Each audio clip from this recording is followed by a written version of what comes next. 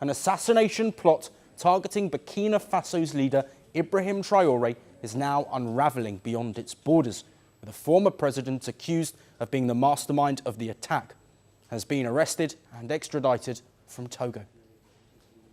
That man is Paul-Henri Sandaogo Damiba, a former lieutenant colonel who briefly ruled Burkina Faso after a military coup in 2022.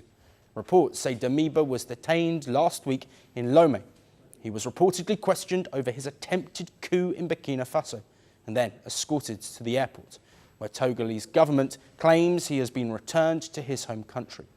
Ouagadougou is yet to confirm these reports, but multiple reports suggest he has indeed been sent back to Burkina Faso. Damiba ruled Burkina Faso for just 8 months before Traore overthrew him.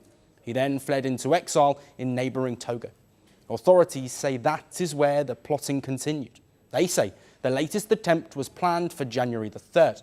The alleged objective was to assassinate Traore, eliminate senior junta leaders and disable a key drone base used in counter-insurgency operations.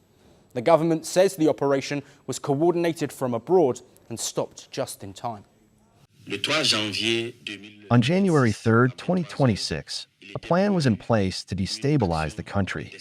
This was to be carried out through a series of assassinations, beginning with the neutralization of Comrade Captain Ibrahim Traore. We have named only the main actor. He is former Lieutenant Colonel Paul-Henri Sandaogo Damiba. His key mission was to design and plan the actions, to seek and mobilize funds, and to recruit civilians and military personnel. Well, authorities say this was not just an external threat. They claim it was also an inside job. Investigators say a senior Air Force officer, Captain Koulidiate Prospere, confessed to participating in the operation. Officials say he admitted to receiving nearly $15,000 and took orders directly from Damiba. According to his statement, he was contacted via the Zangi messaging app and tasked with targeting the Sapone drone base. Authorities say disabling that base would have severely weakened Burkina Faso's military response. Burkina Faso authorities also claim part of the funding originated from Ivory Coast, a serious allegation against one of France's closest regional allies. Abidjan has denied any involvement.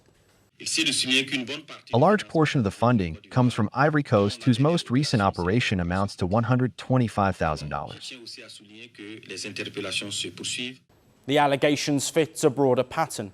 Ouagadougou has repeatedly accused Ivory Coast of hosting networks working to undermine Traore's government. In April last year, officials said they foiled another major plot linked to former Burkina Faso officers operating from Ivory Coast. In July 2024, Traore claimed a destabilization effort was operating out of Abidjan, accusing Ivory Coast and Benin of hosting French military bases. Burkina Faso says intelligence services foiled the latest operation before it could be executed. Had it succeeded, it would have reportedly been Burkina Faso's third coup in just 4 years, all of them allegedly linked to Ivory Coast. Since taking power, Traore has also reportedly survived at least 18 assassination or coup attempts. Some estimates put that number even higher.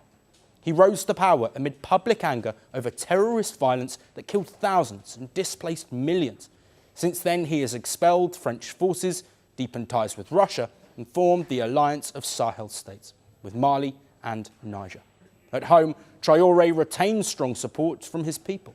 But critics warn the constant state of emergency has come at a cost, with restrictions on media, suppressed dissent, and civilians drawn into the war effort. Regional analysts say these repeated plots underscore Burkina Faso's strategic position in Sahel already on edge. What happens in Ouagadougou reverberates across the region. For now, Burkina Faso says that the threat has been neutralized and arrests are continuing.